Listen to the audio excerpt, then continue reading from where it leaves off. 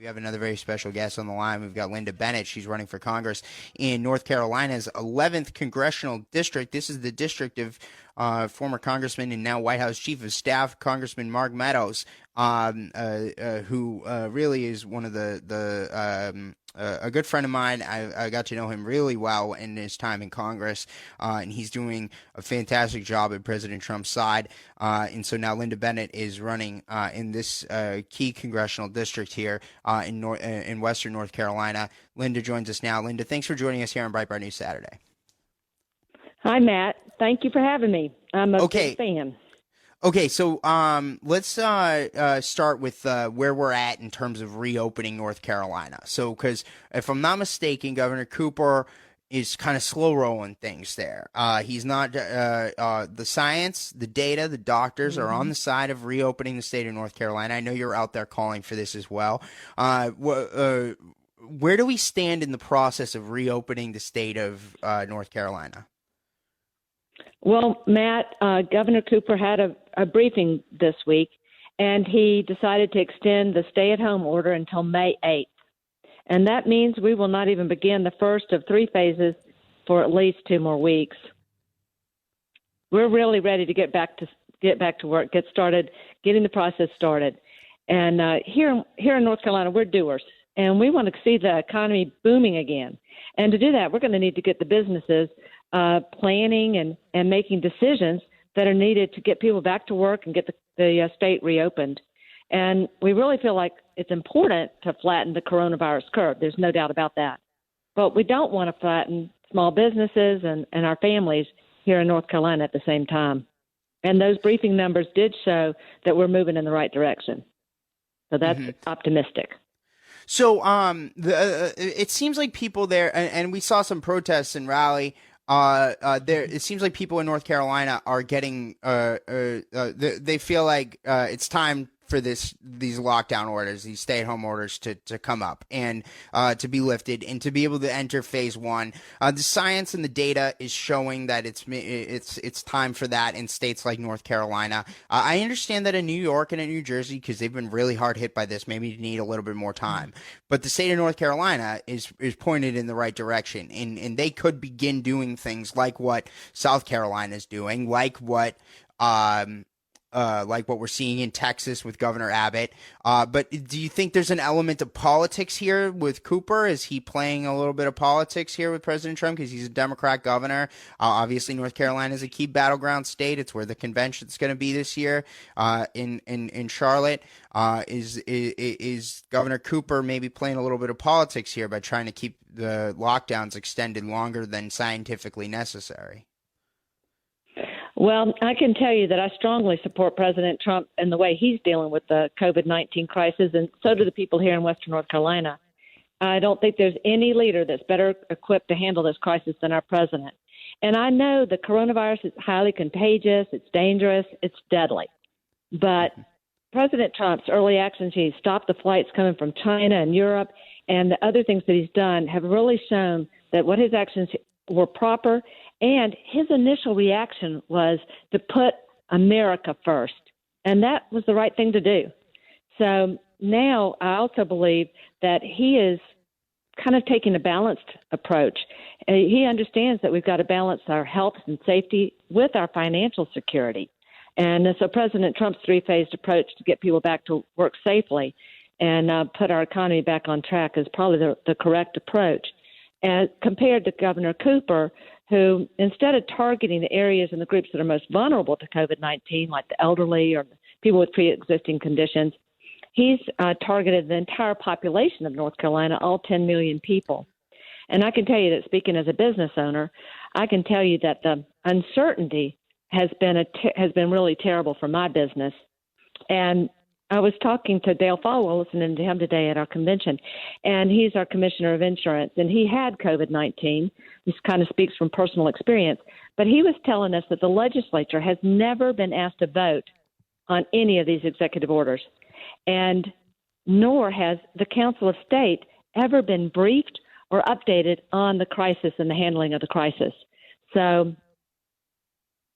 sounds unconstitutional to me. And I can tell you that we want to start talking about how to get get going again and get back up and running. Hmm. Yeah, we've definitely seen this with a lot of Democrat governors across the country where they've been, taking authorities that maybe they don't have. And so hopefully that we will get things moving in the right direction there in North Carolina. So another thing I want to talk to you about today is obviously the North Carolina's 11th district. Now, I got to spend some time with Mark Meadows down there, who's a former congressman there. He's now the White House chief of staff at President Trump's side, his top aide in the White House. The people in North Carolina's 11th district are some of the best in the world. I spent a couple days there with Congressman Meadows in 2015. Did a big profile on him. Tell us a little bit about the district, some of the things that you're intending to do. How are you going to be those people's voice? Because again, those are some pretty big shoes to fill, Mark Meadows. Now, he's endorsed you, so has Jim Jordan, so has Andy Biggs, the current chair of the Freedom Caucus. So that's three chairs of the Freedom Caucus. All three have endorsed you for this district.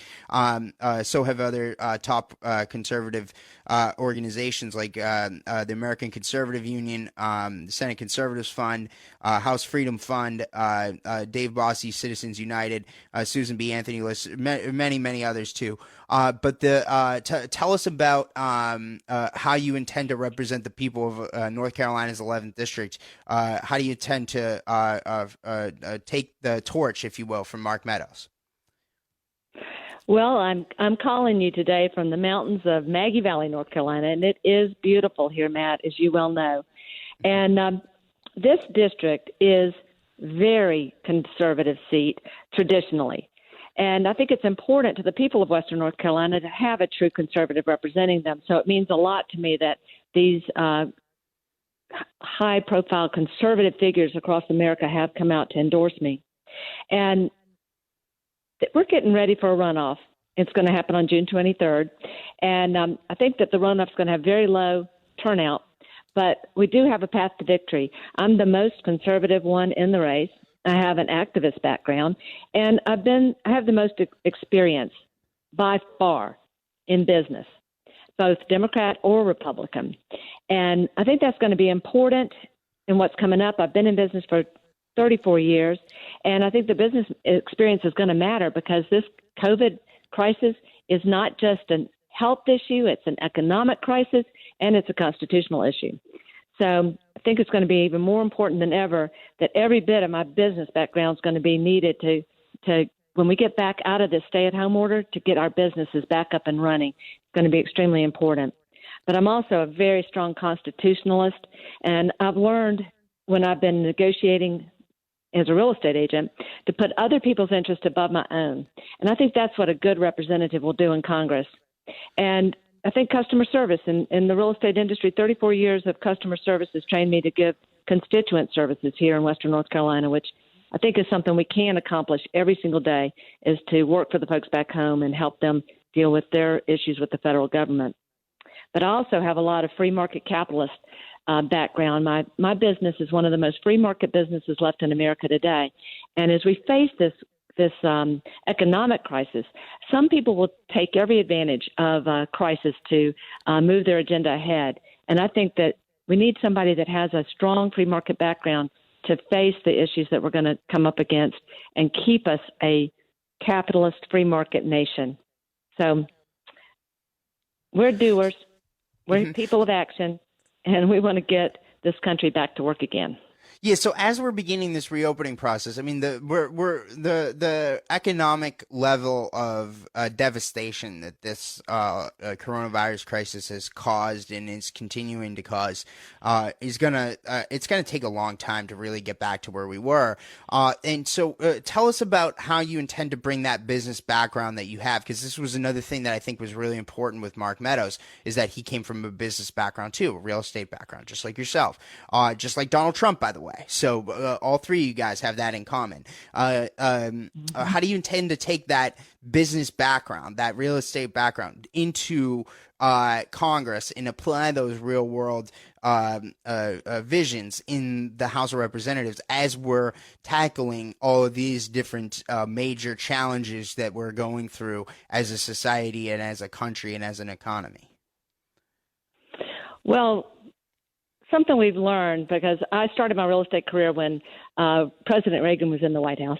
And one thing we knew then and we know now is that cutting taxes and cutting red tape, it only works every single time.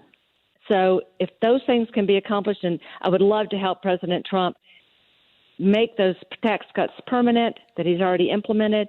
I would love to help him. I love his idea of cutting two pieces of red tape for every one regulation that he implements, and he's way above that now. And I just think that's the way you get our economy running back again. He had one of the most successful economies ever seen in our nation's history, and this COVID crisis has locked us down. But I think when we get back and we have the ability to get back to work again, that if we can implement some of these policies, we're going to see America come roaring back.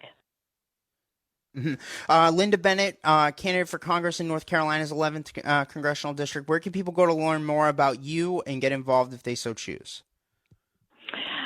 My website is www.lindaforcongress.com, and you spell that LYNDA for FORcongress.com. And I would love to hear from you and all your listeners. Thank you. All right.